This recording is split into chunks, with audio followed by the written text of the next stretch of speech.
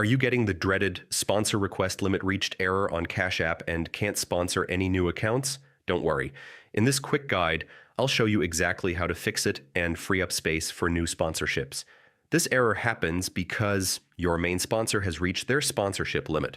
The solution is simple. They need to cancel an existing sponsorship to open a slot. Here's what you should do. Open Cash App and tap your profile icon in the top right corner. Scroll down and go to Support. In the search bar, type Remove Sponsor or Sponsorship Cancellation.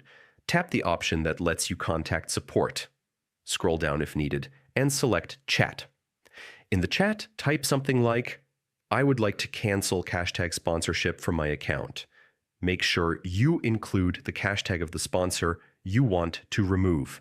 Once support confirms the cancellation, the slot will be freed up and you'll be able to sponsor new accounts without errors. Remember, this has to be done by the main sponsor, not the person trying to be sponsored. And that's it. By canceling one existing sponsorship, you can get rid of the sponsor request limit reached error and start sponsoring again.